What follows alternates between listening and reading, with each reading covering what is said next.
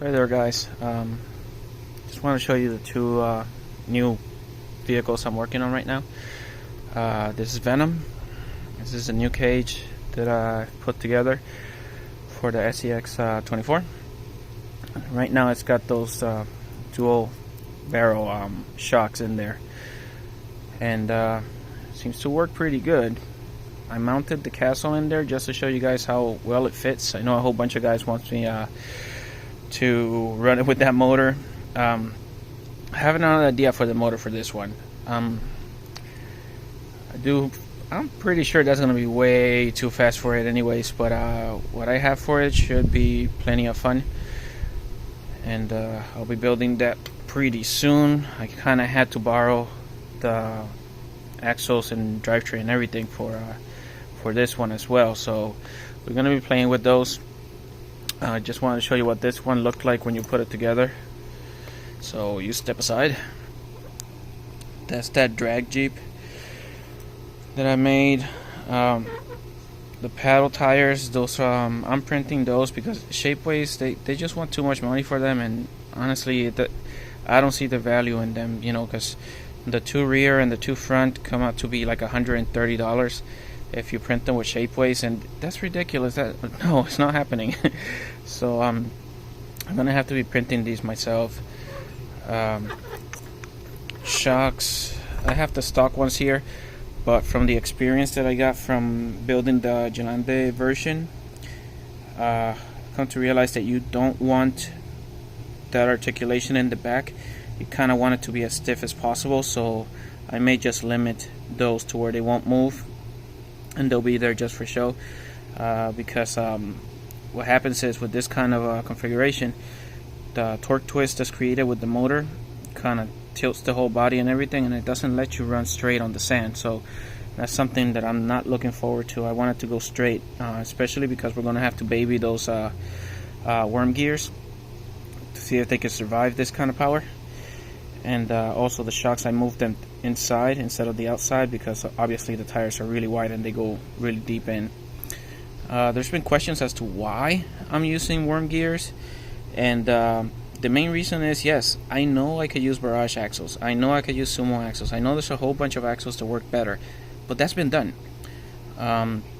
These worm gears are a little bit stronger than what we were used to before from like the Losi days, so I want to see where we can go with them, see what kind of power we can get out of them, and see, you know, pretty much see what they can handle. Because if people want to mimic this build, I want them to be able to do it with their SCX24, which is what I do with the cages. I want you to use as much of the original vehicle as possible to keep the cost down, and maybe you could, you know, put that cost into the powertrain, you know, like a bigger motor, faster motor, slower motor, whatever it is. So I don't want to make a one-off thing that's going to give you guys a really hard time. And that makes it harder for me as a designer to be able to make it work, because I have a limited amount of parts that are actually good for these kind of builds, but I try my best to try to make it work for you guys. This one right here, this chassis strictly just bolts onto your skid plate. It, as you can see, if you remember the pictures of the Venom, this is exactly what I had on Venom. This 100%, this are the links, this is the servo mount, axles, everything, nothing changed. I just changed the tires and bolted this guy on. So as I said, anybody that has a SCX that's set up for a Buggy of my designs, or this guy right here, all they have to do is just swap out the shell. That's it. Trying to keep it simple. For this to work, having the bigger tires and the smaller tires in the front, I went ahead and put the overdrive, the trio overdrive gears in the front, and left the originals in the back. That way it makes these go faster to where they actually match the contact area of the rear tires, which are bigger. And if I were to turn it right now, these would look like they're going faster, but they're actually covering the same distance, because the percentage that, you know, smaller that they are, is the percentage that this is actually increasing the speed. Also, there's a lot of brass on this one, but when running this guy, I may take some of the brass out because I want it to be as light as possible. Again, when running this one with that motor, we're going to try and do everything in our power to save those worm gears, but still keep it, really fast. Figure if I take as much weight as possible when it comes to stopping, the throttle, then there's not going to be a whole lot of weight on the vehicle for to put pressure on the tires. And because this is going to be running on sand or maybe even mud, these tires shouldn't put a lot of drag. When you stop them, it shouldn't put a lot of pressure on the gears themselves, because they're just going to slide over the sand or the mud. If you were to use this with really grippy tires on regular surface, then yes, that will damage the worm gears. But I'm kind of hoping that the slipperiness of the sand is going to save those gears when you actually let go of the throttle. This is all, we're just testing. We're just trying to see if this works out.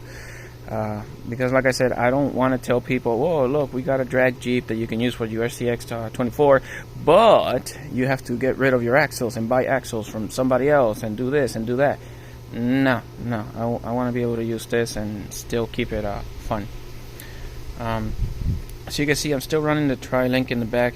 The reason for that is because people always, ask me, how do I use the stock stuff? And I always want to show them, well, all I did is I cut a little notch in there and I put it in on the rear mount, and that's how that works. So I could change it to the, dual upper links, but I kind of want to keep it like that for now, just to show you guys what what I've done to change things around. These are deadbolt link lengths, except the top ones here, because I made a servo mount to bring it back more when I built it over there and all that stuff.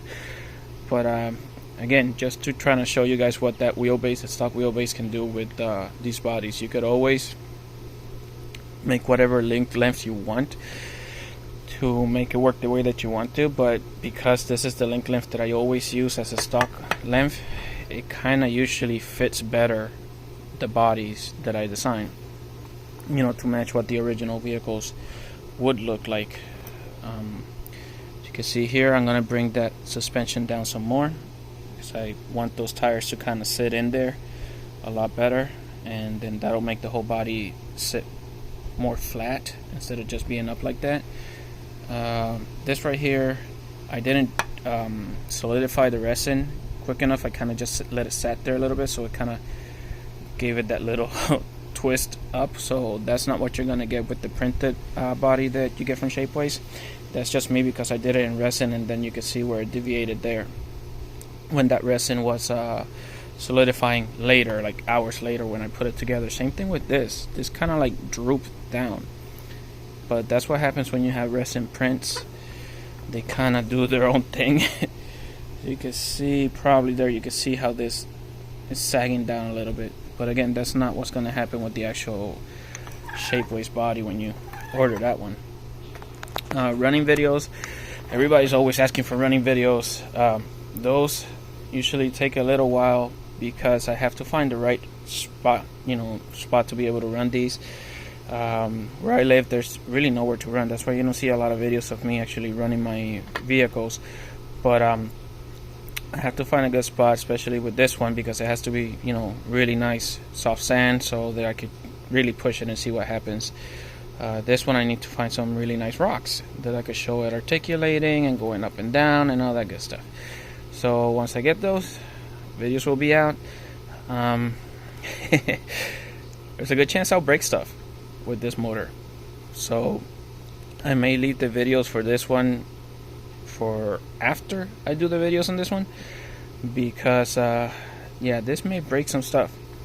So I kind of want to save the drivetrain so that I can do videos with this one, and then if it survives that, then I come to here. But I want to show you guys what it looked like. With this setup, you don't want a whole bunch of articulation.